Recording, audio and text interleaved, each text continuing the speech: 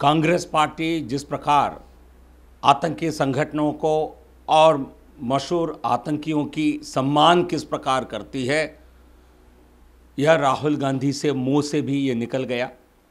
पहले वो किसी और से इस प्रकार के बयान दिलवाते थे, कभी दिग्विजय सिंह के द्वारा, कभी सुशील कुमार शिंदे जी के द्वारा।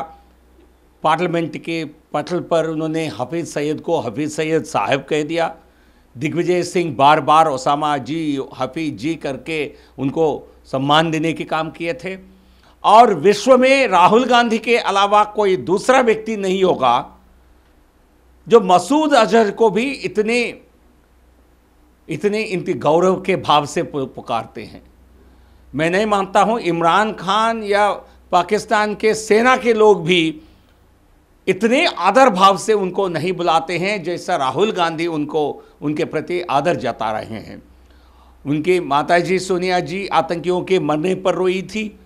अब बालाकोट में जैश ए मोहम्मद के आतंकियों के मरने के कारण राहुल गांधी मातम मना रहे हैं और उनके जैश ए मोहम्मद के मुखिया और उनको मसूद अजहर को इस प्रकार सम्मान देने की बात कर रहे हैं, जब पूरे विश्व उनको विश्व के आतंकी के रूप में घोषित किया है।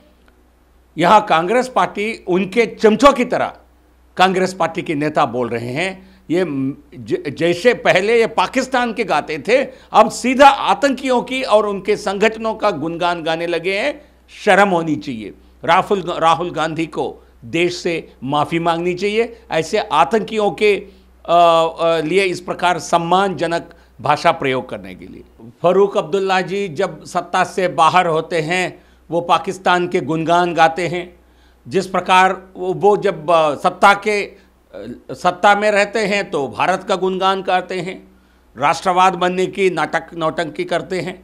आजकल उनको क्योंकि पाकिस्तान को सर्जिकल स्ट्राइक का पाकिस्तान पर असर हुआ, पाकिस्तान तिलमिलाई गई और यहाँ फारूक अब्दुल्ला जी इस पूरे सर्जिकल स्ट्राइक को एक चुनावी सर्जिकल स्ट्राइक करारने में लग गए तो वहाँ आतंकी मर गए। तो यहाँ हमारे देश के जो राजनीतिक दल है ये इसको अपने आप के लिए दुर्घटना क्यों मान रहे हैं, इसका जवाब इन्हीं को देना पड़ेगा। और जिस सरकार में, जिस यूपीए में वो मंत्री रहे, उसी सरकार के दौरान 26/11 के बाद सर्जिकल स्ट्राइक नहीं कर सकी उस समय की सरकार, क्योंकि उसमें इच्छा शक्ति नहीं थी।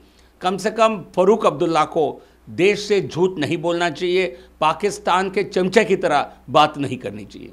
जितना सेना के पराक्रम को, सर्जिकल स्ट्राइक्स को नकारने की काम कांग्रेस पार्टी करेगी, जितना नोटबंदी के खिलाफ बोलने की कांग्रेस पार्टी कोशिश करेगी, उतना उनका नुकसान होगा।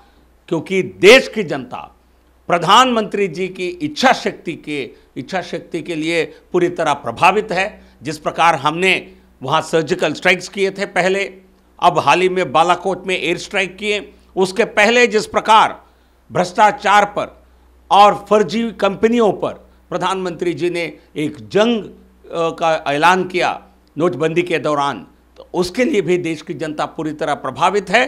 कांग्रेस जो इस प्रकार की गलत धारणाओं को समर्थन करती रही, आतंकियों की प्रोत्साहन करती रही, भ्रष्टाचार के लिए दूसरे नाम पर्याप्त बन गई है, ऐसा कांग्रेस पार्टी इन बड़े बड़े फैसलों से पूरी तरह कांग्रेस पार्टी खत्म हो चुकी है। अपनी हताशा को जताने के लिए इस प्रकार के बयान दे रहे हैं। The whole world has declared Masood Azhar as an international terrorist.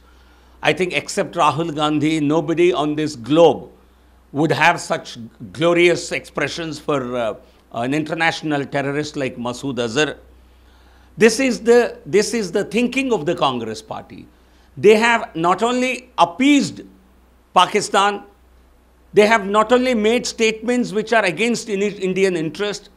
Rahul Gandhi and his Congress colleagues have actually been appeasing terrorists by referring to Osama bin Laden as Osama ji, referring to Hafeez Saeed as Hafeez Saeed Sahib by the then Home Minister Shinde on the floor of Parliament. And now you have Rahul Gandhi It is not a slip of tongue. It is the kind of respect that they have for institutions. In their opinion, they are not terror outfits, but they are institutions like Jaish-e-Mohammed, Lashkar-e-Taiba. Shame on the Congress party, shame on Rahul Gandhi for using such honorific expressions for a terrorist who has killed several of our citizens, many of our soldiers.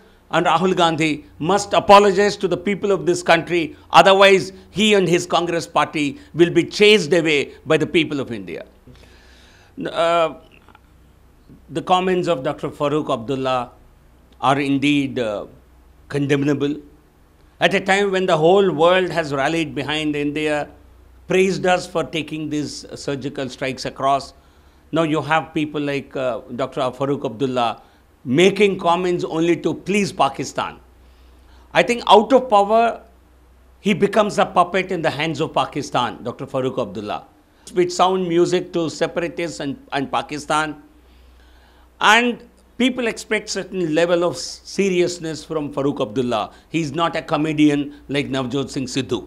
I think he should stop making irresponsible comments. Otherwise, people will also think there is another comedy circus with Abdullah. I think it's high time he stopped making such irrelevant, irresponsible comments which have actually which can do great damage to the Indian image internationally.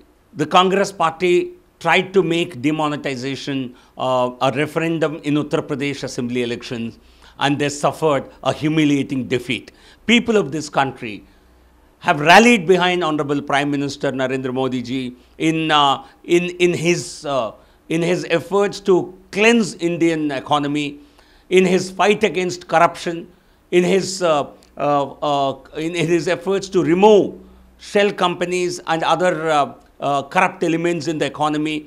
And Rahul Gandhi and Congress party certainly they don't like, because they have created this system which has actually served them very well, their corrupt means all this while.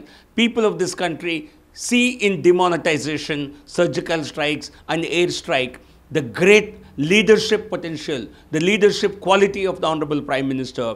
They, in a sense, show the kind of willpower that the leader has demonstrated, and Rahul Gandhi and Congress party are unable to come to terms with it, and people will give us a big mandate once again if Congress chooses to make demonetization one of the poll issues.